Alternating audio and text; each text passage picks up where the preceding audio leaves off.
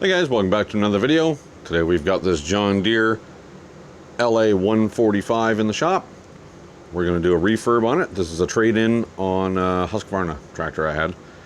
So the customer traded this one in as partial payment on the Husqvarna, and we're going to resell this one.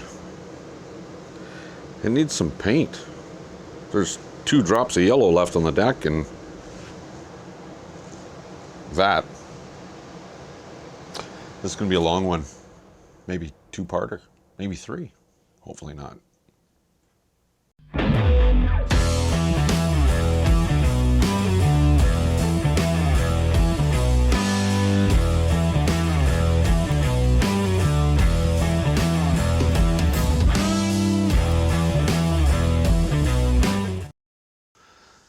Hey guys. Okay, so we're going to jump into this John Deere. This the LA145, the LA series tractors. I really like them actually. They're one of the still well-built homeowner versions. This is a large homeowner version. These were built from 2008, 2009, 2010. The serial number on this one tells me it's a 2009, but the engine is a 2008 model, which is fine. They had engines that they put in here. It was built the calendar year before the tractor was, so that's fine. It's original engine. 22 horse. It's hydrostatic. It's got a 48-inch deck on it. That's a big deck. Yeah, but plagued with the typical paint flying off problems. So we're gonna do a body off on this, because if I don't, look at the tractor, it's worth, you know, a couple $100. It just doesn't look good. So fresh paint sells, shiny sells. So I'm gonna redo the back, repaint it all, the deck, and just got some scratches and a little bit of something on it, on the hood. So I'm probably just going to buff that out. I'll polish it down. That's plastic. And make sure our decals are either masked off or removed and reinstalled. You can actually remove these. It's a heavy plastic. They all actually come out off the tractor pretty easy. And you put them back on. Some just kind of adhesive. What I've done so far, just to get it running, is I had to change the spark plugs because they were rotten. And really, that's all I basically did so far, is to get it in here. It's got 517 hours on it. So according to Briggs, the valves should have been adjusted at least twice now. I doubt they have. We're gonna. I can't do it right now because it's supposed to be done stone cold, and these are hot, because I just drove the tractor in, had it running, and I pressure washed the living bejeebus out of this thing, and then it wouldn't start for me, so I had to get it running and let it warm up and dry itself off. So enough of my rambling. I want to get a parts list together on this, just a preliminary parts list. You know, oil filter, air filter, that kind of thing. I probably stock most of that stuff, but get into the deck real quick and see if it needs bearings and belts and blades. That way I can get them ordered and pick them up in the next couple of days or so, and go from there. So without further ado, let's get it lifted up and check it out mechanically before we even move on to the paint. All right, a few things right off the bat. It has these Chevron style tread tires, 1, 2, and 3, and the other side is a replacement. It's a different tread. I don't like that.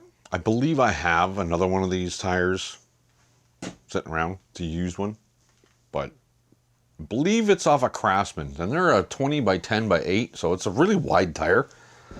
This one I know leaks because I had to fill it up to get the tractor in here. So I'm going to put a tube in this tire, and then I'm going to replace the other tire with the same style of tread. So that's that.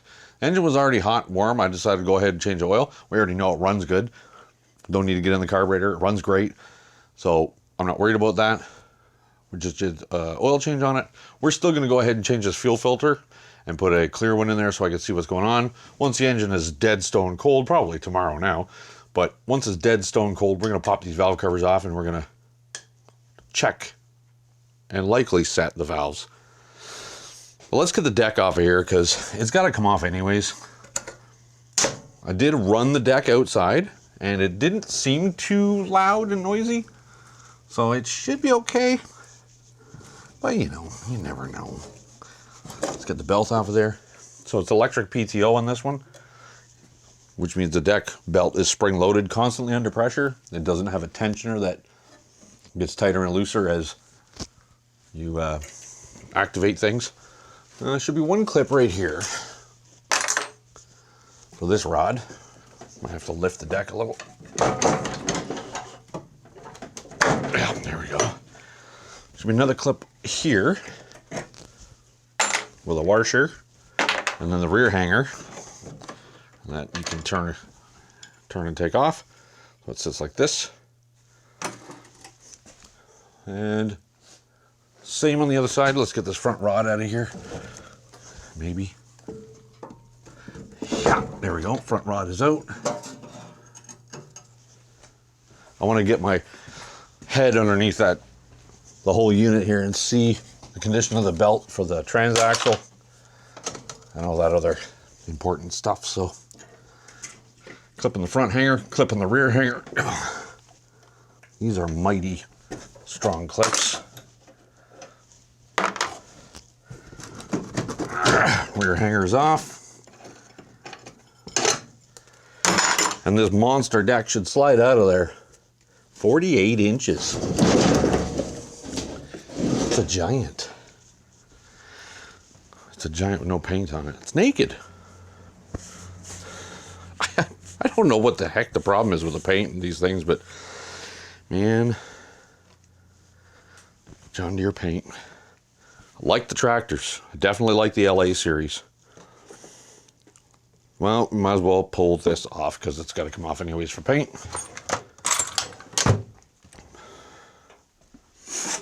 Some of you guys might have noticed I'm not wearing a black t-shirt. There's a reason that I don't wear light colored t-shirts. This one's ruined already. I just got it. It's a raffle thing from Wheels Through Time, bike museum down in the States. It's already got dirty oil spots on it. And well, they don't last forever. Oh, it's a metric tractor, not 3/8. It's going to be 10 M&Ms.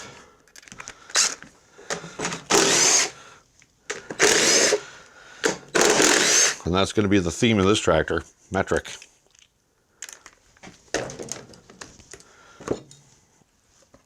Ew. Get rid of that. Let's get the belt off of the spindle. Oh, that's nice and quiet. See if we get the belt away from that idler.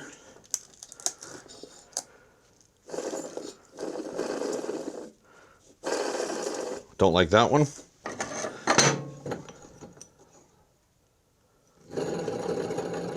You definitely don't like that one. Well, let's see if it's a theme with all the idlers. Of course, the blades on this thing are so loud. I don't like that one either. Okay, well, it gets all new idlers. These look the same, but this is a giant one. That's bad. Anything bent? Anything mangled? There's our tension spring here. Well, it is what it is. Get the belt off. On these, you got to pull the pulleys off to get the belts off easy. Oh, maybe this one will come out. But I got to get them back on anyway. So I'll just take all the pulleys off. Let's see if there's a number on this belt, because I'm just going to change it. No number. New bearings. Okay, one more left. Can we sneak the belt out? Just sneak out, come on. Just behave. Nope, of course not.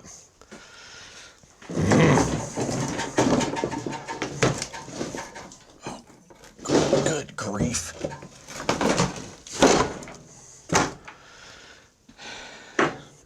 This one was gonna fight me the whole way. One, two. Oh, full of crap. Stones, gravel, grass, grass.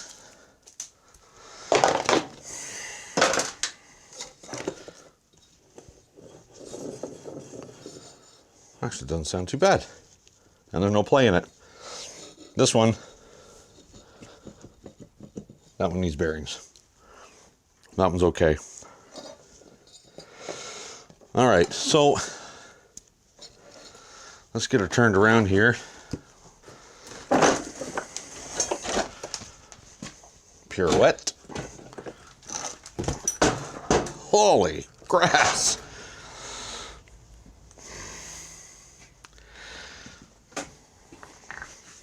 Look at that. There's a lot of grass in there. Oh. Okay. Blades, worn out.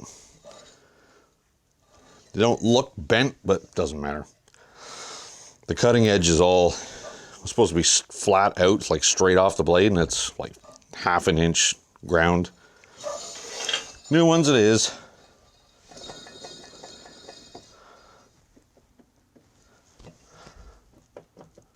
Bottom bearing on that one's toast.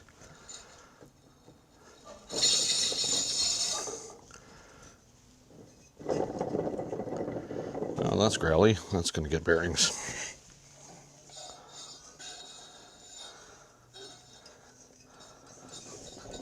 Oh, that's the loose one. That's definitely getting bearings anyways. This one, so I'm trying to get that clear so I can hear the bearing. All new bearings. Just do them all. Okay, I'm going to scrape this, clean it, get it stripped. I'm going to take the blades off. Yeah, but I'll take the blades off now just because it's there. I'll clean the deck out just because it's already here, and then I'm going to get that out of the shop, and then I'm going to jump on the tractor again. So just a quick tip here. I'm trying to get this the plastic chute, the grass deflector off this deck, and there's carriage bolts in from the bottom that are now spinning in the deck. So just wanted to show you how I get these out. I mean, there's more than one way to do it. You could grind it all the way off, but all I did was I stuck a 7/16 nut on top of that carriage bolt, and I actually held the nut in my welder ground, and I just held it on the bolt, and I filled the center up. So, I mean, I should be able to just hold that with a wrench now and zip the nut off the back of it.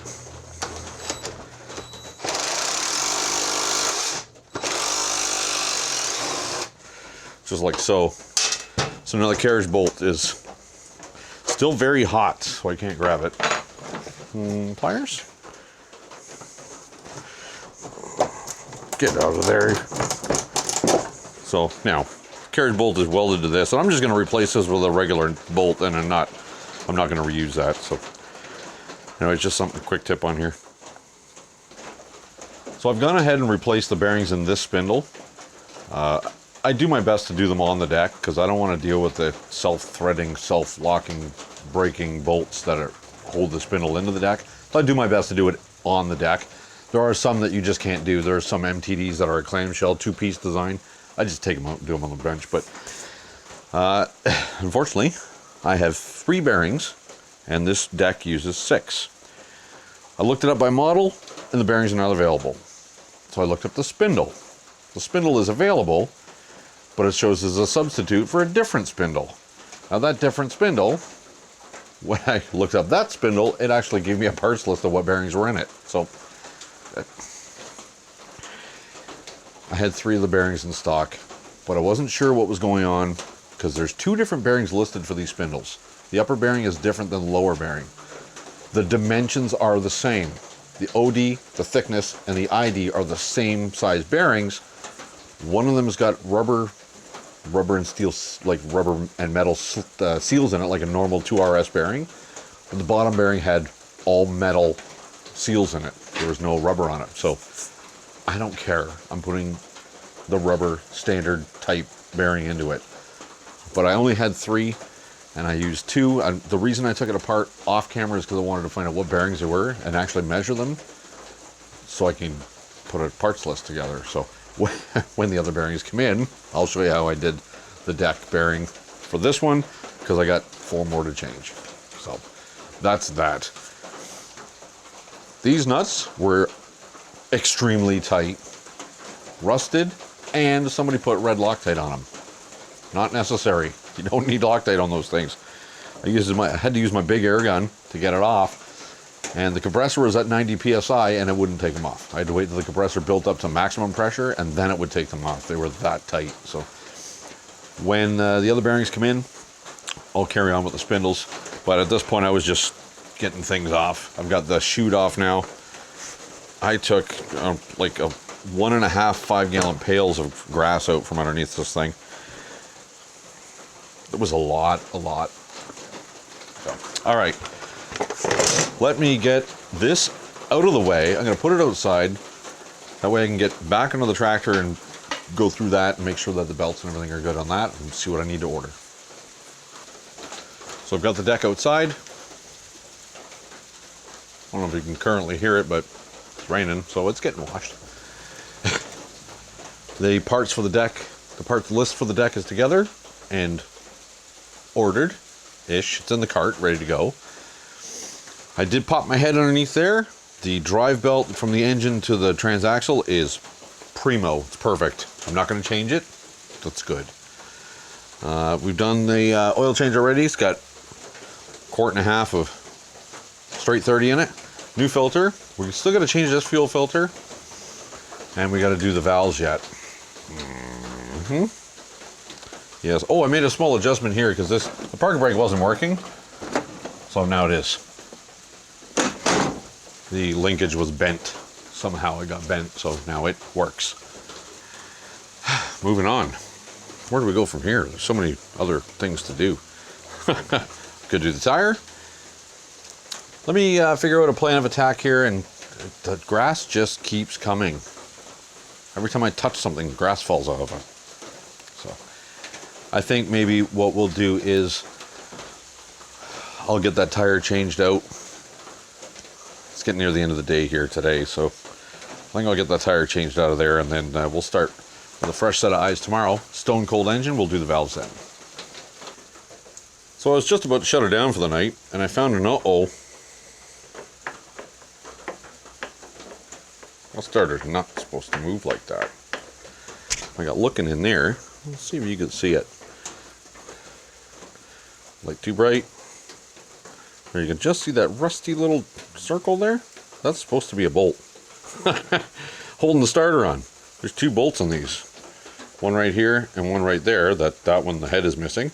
And if I look up underneath here, when I wiggle this, that bolt's loose.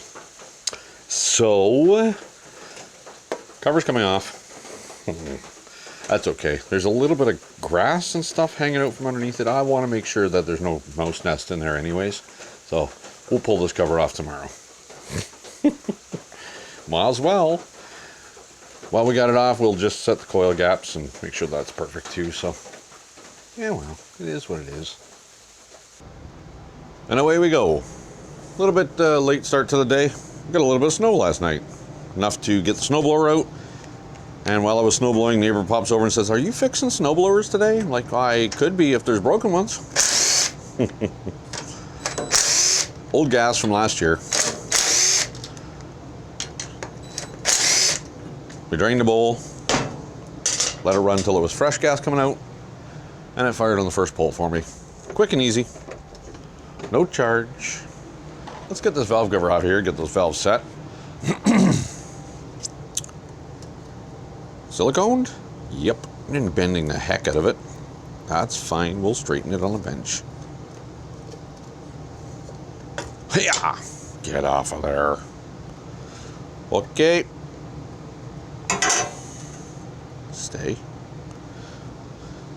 Microscopic little push rods in these things. They're tiny. I'm just gonna, this one's loose, so I'm gonna turn that push rod, just eyeball down the side of it, make sure it's not bent. And it's not. That's fine. Let's turn it over until one of the valves is all the way down. There we go. That valve is all the way pushed. It's all the way down, which means this one will be all the way loose. Actually, it doesn't feel too bad. That might be a little loose. 5 thou feeler blade. That's a little bit loose, just a little. I'm gonna try and cheat a little. Instead of loosening all the locks, I'm just gonna see if I can turn that, tighten it just a little. What do we got in there? Is that a T30 or 40? It's that one. 40. So, give that one a little snug. See what happens. That's as tight as I want to push it. Oh, nice drag. Perfect. Just a slight amount of drag. That is right on the money. Turn her over. Get the other one all the way down. Turn. Still got the plugs in there. Tiny little bit loose. Let's see. You're supposed to loosen the nut and tighten the center screw and then snug the nut up while you're holding this, but that can be a very frustrating thing. Perfect. Just a slight amount of drag on that 5 thou feeler blade. Now the spec is 4 to 6. I set them at 5. Done. So that's as complicated as that is. That's all. I'm gonna clean this, grab a new gasket, because I got gaskets, so I'll put gaskets on it, and straighten that bent corner. And then I'll do the other side, which you can't see because it's on the other side. Still got to get the top cover off this thing. See what's going on under there. Fix that starter. Moving on. Let's get that top cover off. You don't have to take these bolts all the way out. They slide right. There's notches in the bottom of this. They'll slide off, but there's 2 here, 2 here, and 2 here. You got to take the 4 bolts off the screen first, and there's 1 little screw that goes in here, and then you should be able to slide that cover off. Boink, like that. Well, it's packed full of crap in there. I think it's just grass, so I don't think it's mouse nest.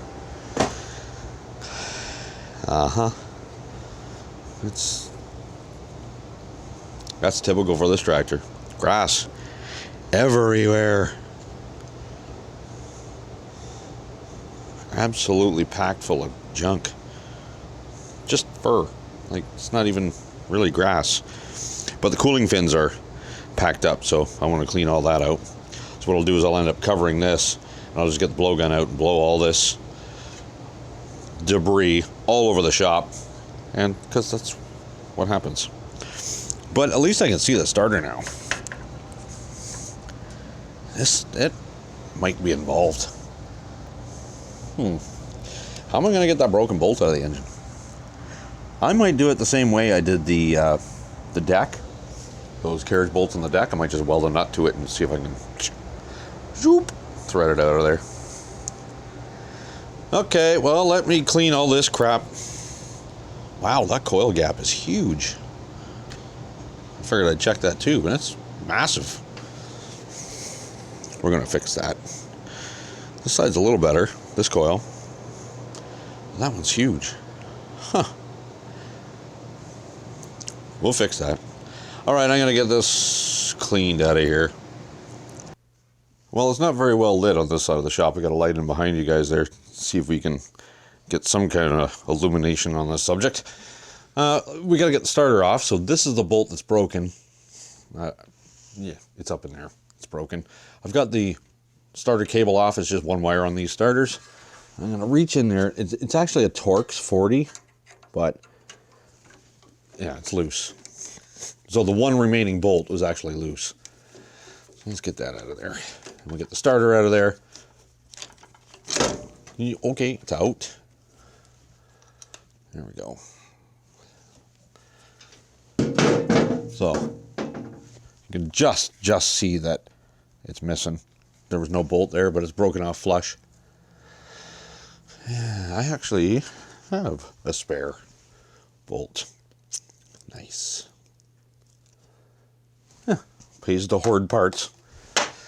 So what I'm gonna do is the same as what I did on the deck. I'm gonna try and not burn stuff, but I'm gonna get the ground clamp from the welder and I'm gonna hold on to a nut and I'm gonna put it over that broken bolt there and weld to the bolt and then I'll use the nut to turn it out. That's playing anyway. I'm not going to record any of the welding. I'm not sure what it's going to do to my lens of the camera, so I don't want to wreck the camera. So I'm going to weld that in there, and once it's welded on, then I'll fire the camera back up, and we'll see what's going on with it. Well, here's how that turned out. I get the welder all the way over here. I get the nut and everything positioned to get it all ready to go, and I tacked it, just hit it, and it welded to the nut. And then all of a sudden I heard it like it blew through, like it's just hollow sounding. And what it was is, it wasn't a bolt broken off flush, it was just full of dirt. I didn't even poke at it or nothing, it was just literally flush with dirt. So I grabbed my spare bolt there, and it threads right in. So yeah, that's a lot of extra stuff I did for not much gains. But anyways, could have been worse. It could have been worse. Okay, well, since that starter issue was a non-issue, let's move on to something that could be an issue. Although it did run fine. Anyways, we're going to set the gaps on the coils. So, I've cleaned the rust off the magnet and off the side of the flywheel here. Not that it makes a better spark, but it makes your gapping more accurate. So, 12 thou is your spec. This business card has been calibrated by NASA to be exactly 12.012 thousandths of an inch. So we're going to use it. It's 12 thou. It'll work just fine. I've already loosened these screws off, so I'm going to... There we go. Just a gentle little assistance right against the magnet there. Snug it down. Doesn't have to be crazy tight. There you go. We'll just roll the flywheel over. Get out of there. There we are. Well, that gap looks much better. It was way loose before. I've done the same thing on the other side. I've already loosened the bolts and slid the coil back away from the magnet.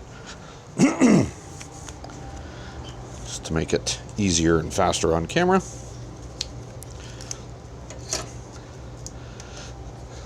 Loosen.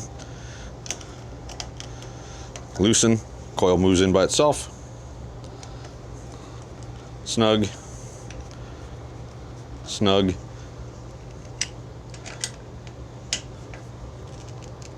There we go. That's that. Oh, didn't even see any of that on camera. I zoomed in too close to the first one. Anyways, she's done. Not that it had a problem, but I don't want it to become a problem. Now we can get that top nut on there. I'm going to find the torque spec. It's pretty important to make sure those are torqued. Briggs, at one point, had a certain torque spec on one of their engines. It wasn't this one. It was an older single, I think. And what was happening was oh, I should mention, while I had this off, I looked at the keyway there, and the key is perfectly fine. It's not even starting to shift or shear. So anyways, Briggs had a torque spec on their flywheel bolt slash nut or nut, whichever one it was.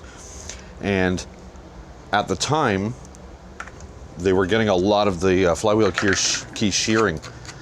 So they updated the torque spec to something considerably more. I think it was like went up to 120 from like 80 or something.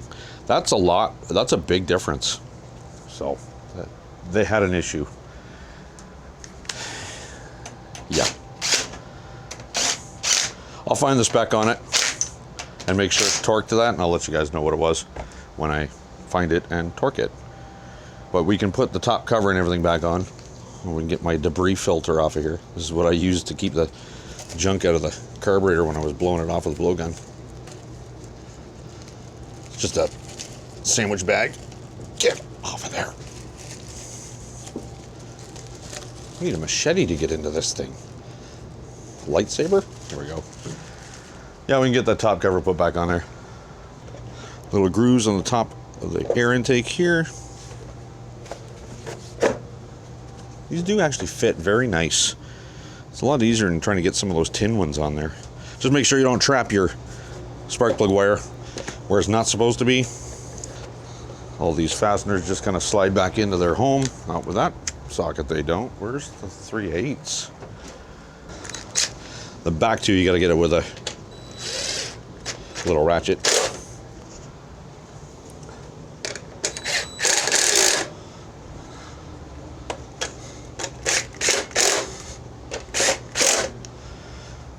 And there was a little tiny screw.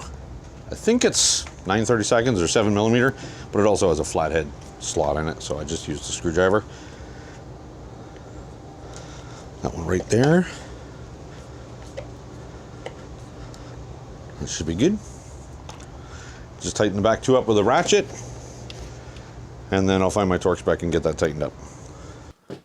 While I'm working away on this thing, I figured I'd pop in real quick for an update. So I've got the whole body off. We're going to do a body off on it. That's got to go get sandblasted, and it's going to get epoxy primed.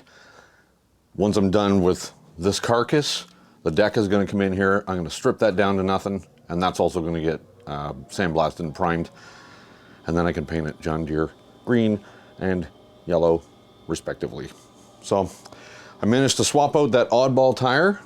This tire is the right one for the tractor, and it was leaking, so I put a tube in it.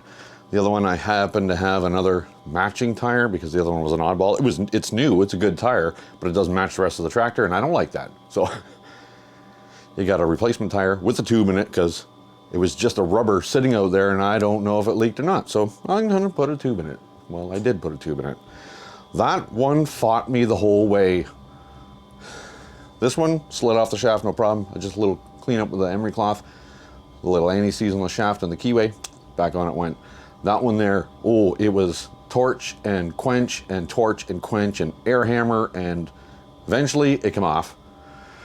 And then it was a lot of emery cloth. I had to take a file and actually file out the keyway groove in the rim and on the shaft, and just plastered it with anti-seize and then put it back together. So that's done.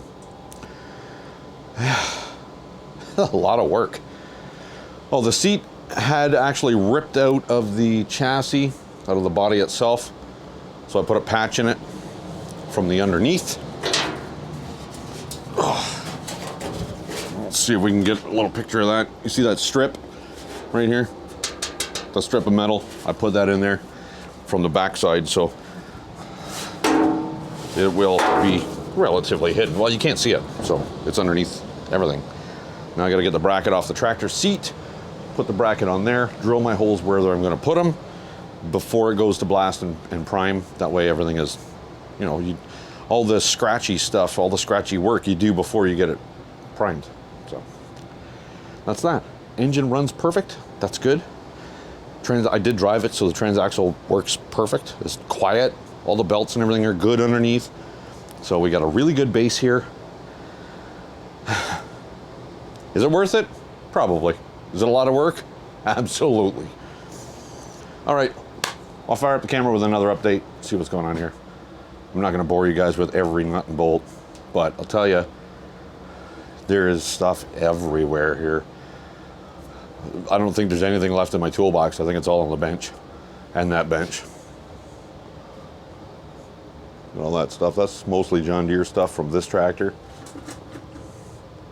This is all John Deere stuff. There's some tools. Yeah, she's pretty full.